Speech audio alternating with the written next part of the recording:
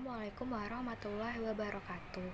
Perkenalkan, nama saya Sahda Aninda, NPM 1007030319090, kelas C, mata kuliah Sistem Informasi Perencanaan. Kali ini saya akan menjelaskan tentang Machine Learning atau Deep Learning pada GIS atau PWK. Machine Learning mengacu pada sekumpulan algoritma dan teknik berbasis data yang mengotomatiskan prediksi, klasifikasi, dan pengelompokan data. Pembelajaran mesin dapat memainkan peran penting dalam pemecahan masalah-masalah spasial di berbagai area aplikasi, mulai dari klasifikasi gambar hingga mendeteksi pola spasial dan prediksi multivariat. Selain teknik pembelajaran mesin tradisional, ArcGIS juga memiliki bagian dari teknik machine learning yang bersifat spasial. Pembelajaran mesin spasial tradisional dan inherent dapat memainkan peran penting dalam memecahkan masalah spasial, dan ArcGIS mendukung penggunaannya dalam berbagai cara. Pembelajaran mesin dapat intensif secara komputasi dan seringkali melibatkan data yang besar dan kompleks. Kemajuan berkelanjutan Esri dalam penyimpanan data dan komputasi paralel maupun terdistribusi membuat pemecahan masalah di persimpangan machine learning dan GIS semakin mungkin dilakukan. Selanjutnya yaitu penerapan machine learning dalam GIS. Yang pertama itu adalah ramalan atau prediksi. Prediksi atau ramalan merupakan cara tentang menggunakan yang diketahui untuk memperkirakan yang tidak diketahui.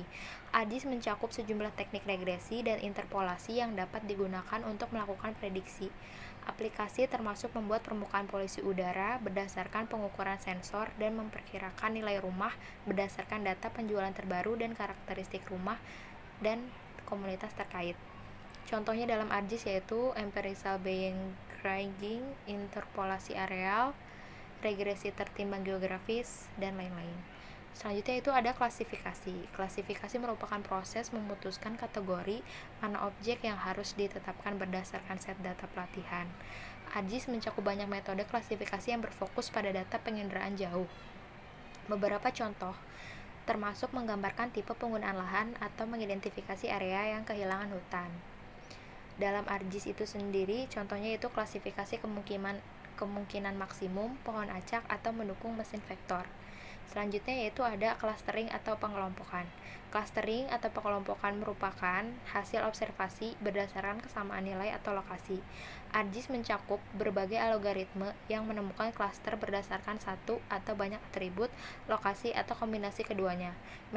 Metode tersebut dapat digunakan untuk melakukan analisis seperti melakukan segmentasi sekolah berdasarkan karakteristik sosial ekonomi dan demografi atau menemukan daerah dengan aktivitas media sosial yang padat pasca bencana alam.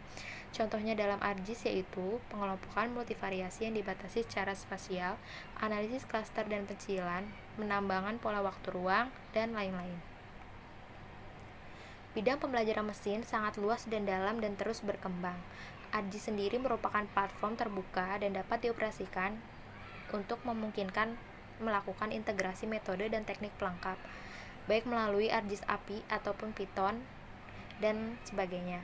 Integrasi ini memperdayakan pengguna ArcGIS untuk memecahkan masalah yang kompleks dengan menggabungkan alat bawaan yang kuat dengan paket pembelajaran mesin apapun yang mereka butuhkan, mulai dari Scikit-learn, TensorFlow dengan Python hingga Caret-DR hingga IBM Watson dan Microsoft AL, sambil memanfaatkan validasi spasial, geo-enrichment, dan visualisasi hasil di ArcGIS.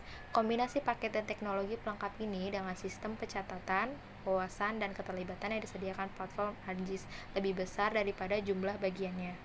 Contohnya yaitu analisis kejahatan menggunakan statistik dan ArcGIS Bright. Ada banyak inisiatif utama dalam Esri untuk memajukan metode pembelajaran mesin dan pendekatan integrasi di seluruh platform.